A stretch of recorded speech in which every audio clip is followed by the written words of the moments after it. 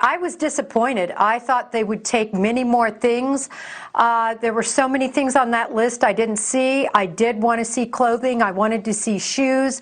I wanted to see a greater number of fibers and hairs and blood information. So I was surprised. I was disappointed. Hello and welcome to True Crime Rocket Science, the most authentic voice in true crime. I wasn't disappointed. I thought it was pretty extensive. But having said that, there are 3 crucial evidence items still missing. And yes, cases can be won on the basis of circumstantial evidence alone. And the circumstantial evidence in this case has gone from a molehill, a fuzzy image of a white elantra, to what is quickly becoming, can we say, a mountain of evidence? So what's missing? Well, all the jackpot items. The murder weapon is missing. The shoes that left that almost invisible bloody footprint right outside Dee's door, those are missing. And not that one is likely to find one lying around. In any homicide investigation, a motive is still missing as well. Now, from a prosecutorial perspective, I don't think any of these missing items are a mountain too high to climb. I heard an expert talking about being able to find metal fragments in the human remains, which would preclude needing to actually have and identify the murder weapon. No, it's a lot simpler and more obvious than that. The fact that you have the K-bar sheath is enough. K-bar sheath, K-bar knife. The murder weapon is actually the least of the prosecution's worries, believe it or not. The van shoes are more of a pickle. It is a pickle, no doubt about it. At this point, I'm not convinced the shoe print is material evidence, and even if it is, I don't know if the state can prove it. You know, you have certain situations in certain cases, such as the John Benet Ramsey case, that seem really simple, like the Ramsey ransom note. And then it turns out to be, although it seems quite straightforward, well, what do you think the consensus is today? Who wrote that note? So it's one thing to have a very strong feeling about something. It's quite another to be able to prove something. And so had they found van shoes in the apartment, that would have been the jackpot, a smoking gun kind of clue. From the shoes with all its nooks and crevices, all sorts of variable materials, the laces, the soles, the tongue. I think there would have almost certainly been blood traces on them, even if they'd been through the washer, through a few cycles in the washer. But the fact is, no shoes were recovered. If Koberger did have vans, did he take them with to Pennsylvania, or did he dump them somewhere? Now, we've spoken about murder weapon, we've spoken about the shoes, well, even tougher than the vans, and thus even more of a pickle, is motive. Now, if you know the law, you know motive isn't essential to proving or arguing a case, but juries don't necessarily know that, and even if you tell them that, they may reason based on what they think is reasonable. So how can you convict without a why? Now, it is possible a why may be extrapolated from Koberger's PC tower and the drives inside. We may get a why either from his own words, from the papers he wrote, from his social media, and from witnesses, or indirectly via the unique fodder he was consuming. Particular books, blogs, TV series, movies, and the theme of, I guess, much of his internet activity. What stands out to me in this area is simply how his peers perceived his attitude to the criminal mind. According to the New York Times, quote, another student said Mr. Koberger seemed interested in the thought processes of criminals while they committed crimes, but he seemed less interested in the social factors that might lead people to do so, saying that he believed some people were just bound to break the law. I don't believe that. And neither do I. Before we get to the rest of this episode, if you haven't subscribed to the channel, please do. Like, share, leave a comment, and let's get started. Now, Jeffrey Dahmer, when he was arrested, he also wanted to know how come he was the way that he was, and he believed he was born that way as well. Jeffrey Dahmer, when he was arrested, also wanted to know how come he was the way that he was. And he believed that he was born that way, that it was a fait accompli, that it was all nature, no nurture. And while there is some meat to that notion, I mean, as far as I understand, Dahmer's own father admitted to having similar dark impulses. The difference was he didn't act on them. He didn't fantasize about them. I personally think nurture is the deciding factor.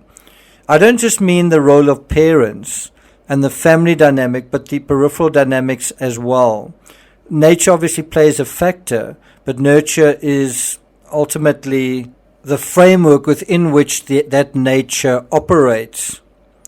So, and it's not only one or only the other, it's a dynamic, it's both of them.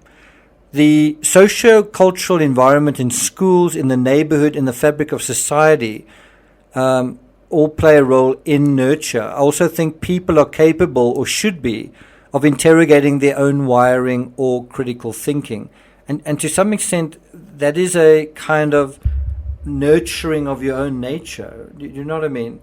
It's your nature, but it's in a sense you playing an adult to your inner child. So if you're smart enough to think you can outsmart the cops, aren't you smart enough to consider that what you're doing in the first place isn't good, isn't right, isn't lawful, and could get you into a lot of trouble? Is it worth it? And that one does have the choice in choosing another ostensibly harder path. But the irony is that by committing a crime, the criminal ends up on a much harder path, even though by following his own impulses like a slave, like an addict, that actually feels like the easier path. In this sense, crimes are really just a failure of impulse control, a failure to second-guess poor thinking processes.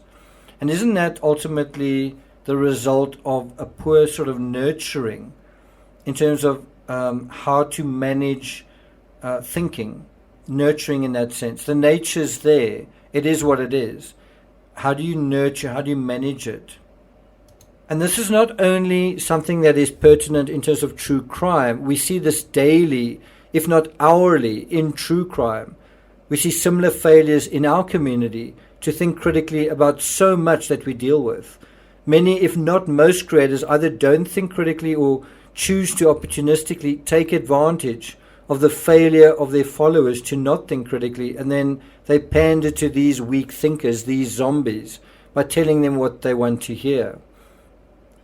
Can you see how cynical that is? And it actually reinforces some of the gears and mechanisms we see in criminal psychology.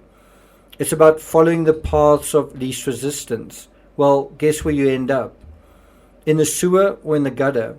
But coming back to Koberger, one can imagine if he was isolated and ostracized, he may have started entertaining a kind of a grandiose view of himself via kind of growing sadism.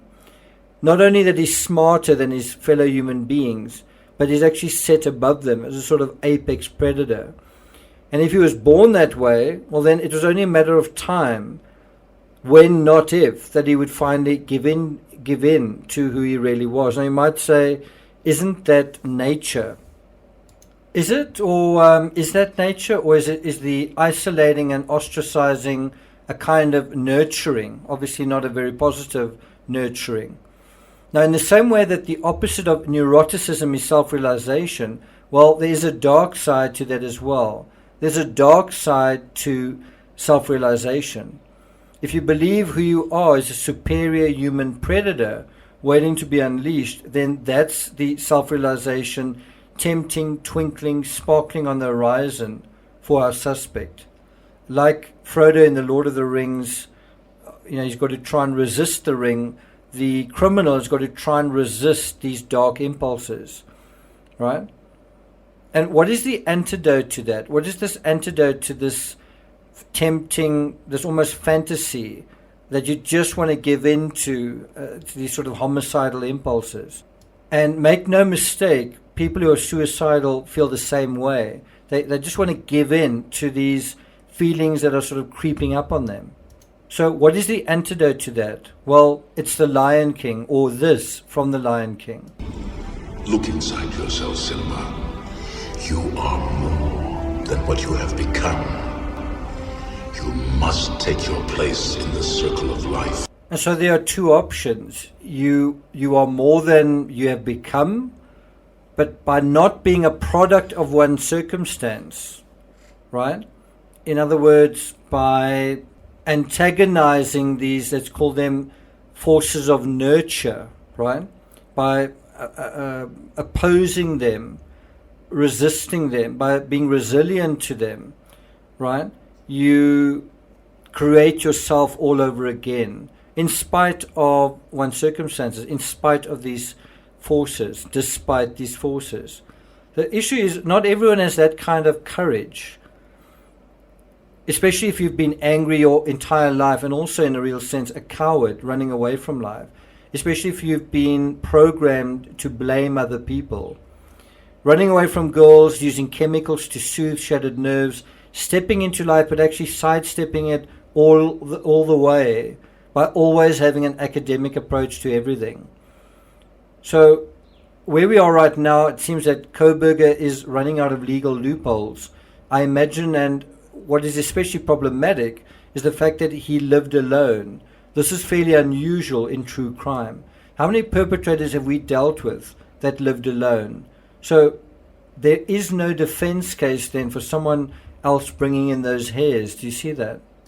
So the last thing I want to say is the DNA on the button snap of the knife sheath seems to be incredibly inculpatory, all things being equal. But you could dismiss that quite easily with the "it's too good to be true" counter-argument in terms of the leather knife sheath. And as you may have noticed, that counter-argument is already gaining traction in the public imagination. So there it is. But the legal question is, are any of these counter-arguments reasonable, right? So one of the ways you can counter-argue that is to say, well, you've got DNA on the button snap of the knife sheath. How do you defend against that? Simple: contamination. And the police not following processing protocols to the letter. And guess what? Both of those arguments are very clearly in the offing here. We have massive contamination of the crime scene playing out over the course of about 8 hours. We have the front door seen by a neighbor literally wide open at 8:30 a.m. So even if you get rid of the accidental contamination, the door remains open for a mysterious, unknown intruder to have entered the residence unseen, interfered with it in some unknown way, and also possibly planted evidence. How can you prove that didn't happen? Conversely, take the most obvious starting point in all true crime cases. Does the suspect have an alibi? Given the very unusual hour of this crime, and it's a Sunday morning, why oh why isn't he in bed when everyone else is? And why oh why isn't he, his vehicle and his phone in the town where he lives? Why is it miles away, where and when it isn't supposed to be? Thank you for listening, and I'll see you guys next time.